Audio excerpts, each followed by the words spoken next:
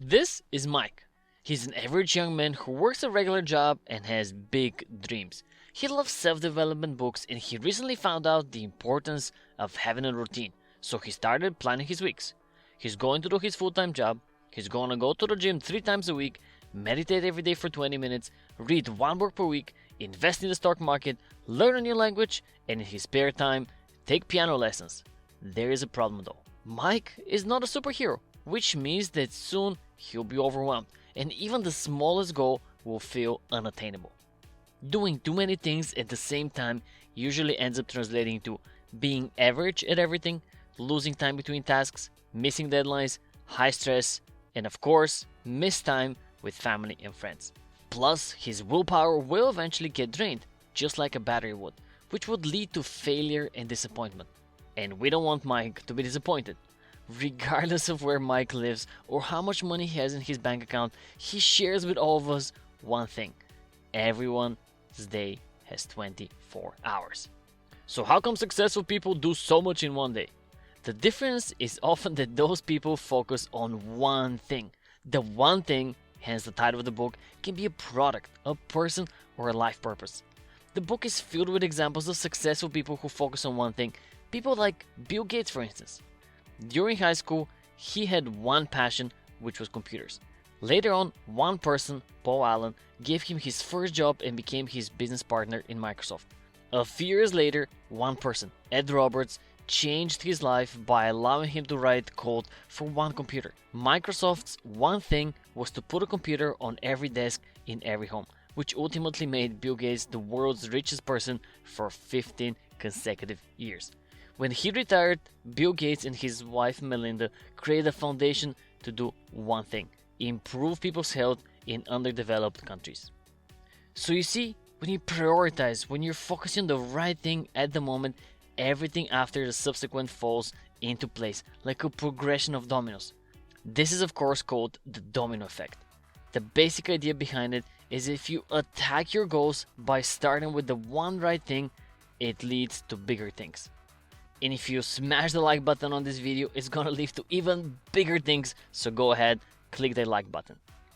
To help you understand the domino effect, physicist Lauren Whitehead found that one domino can bring down a domino piece that is 1.5 times bigger.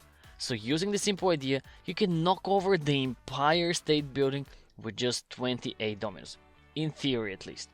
So if you want to make the most out of the domino effect, aim for the moon, but start with a simple but right task. But everything is equally important, right? No, Mike, not everything is equally important. In life, we tend to act on what we believe, and unfortunately, not everything we believe is true. Gary Keller deconstructs the 6 myths that stop people from focusing on their one thing. Myth number 1: everything is equally important. In today's world, we're permanently on alert. From family demands to directives from the boss, even your phone sends you quote-unquote alerts. It's easy to fall into the trap of thinking that everything is equally important, but it's not.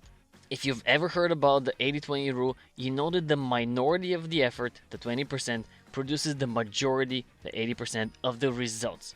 You can see this principle in almost everything. A few ideas account for most of your results. A few clients bring in the most value for your business. A few investments produce the bulk of your returns. So if a minority of your effort leads to the majority of results, then focusing on the few highest impact things is the key to creating extraordinary results. Myth number 2: multitasking. It doesn't matter how good of a multitasker you think you are, no one can get more by multitasking. With our to-do list getting longer and our calendars getting busier, it is easy to believe that you can tackle more than one task at a time. You cannot. In 2009, Clifford Nass of Stanford University proved that multitasking doesn't work. And while multitaskers thought they were succeeding, they were actually performing below average. So remember, tackle one task at a time. Myth number 3: a disciplined life. Many people think that the ones with superhuman discipline are the ones who achieve success. The reality is that almost everyone has enough potential to achieve their version of success, as long as they apply it strategically. When you exercise discipline, you're training your body and your mind to act in a certain way. When you do it long enough, it becomes a habit and you no longer require discipline. So how long does it take to develop a habit?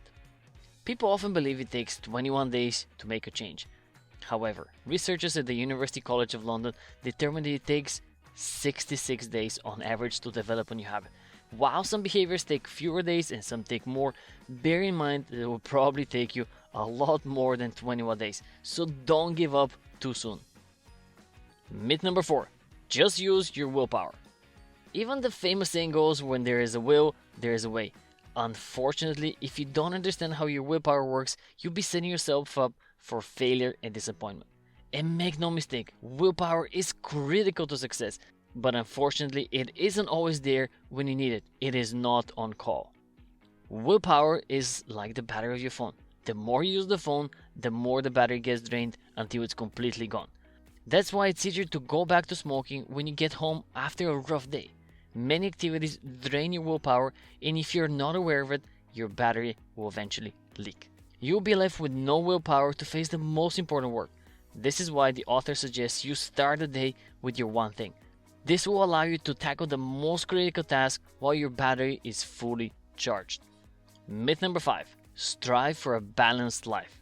While it seems like an obvious concept, the goal of achieving a balanced life is relatively recent.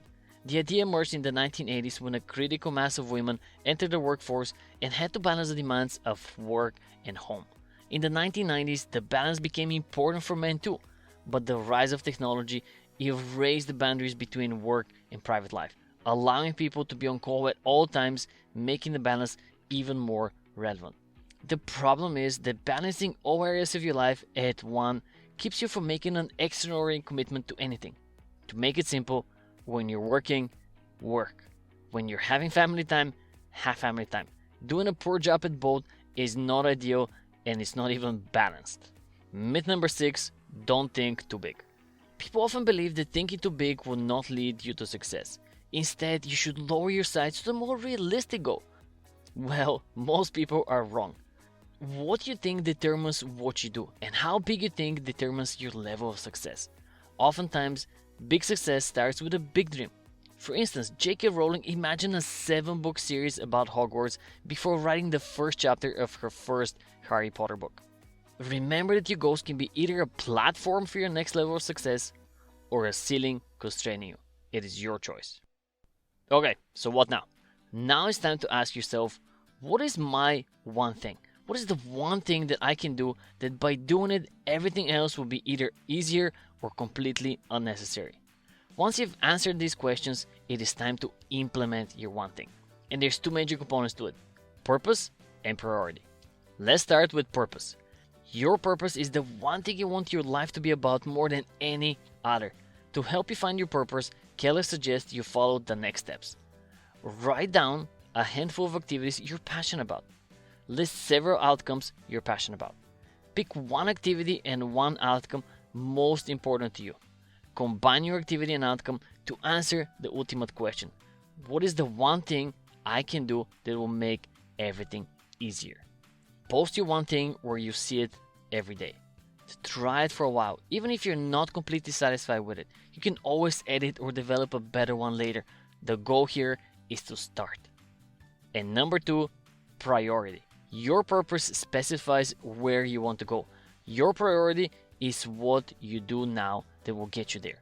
So to define your priority, you should ask yourself these questions. Based on my ultimate goal, what is the one thing that I can do in the next 5 years to reach it? Based on my 5-year goal, what is the one thing I can do this year? Based on my 1-year goal, what can I do this month? Based on this month's goal, what can I do this week? Based on my week's goal, what can I do today? And based on my today's goal, what can I do now? This will help you dial in your daily and weekly priorities, and you can grow from there. Ultimately, the book boils down to this: if you chase 2 rabbits, you will not catch either one. So go out there and use all these tools to find your one thing. And once you find it, don't be afraid to make it a priority. Many people have achieved great success this way, and you can be the next one. And if you like this, you're absolutely going to love the next summary that's coming out next week. So click on the subscribe button, join the family, have an amazing day, and I'll see you in the next one.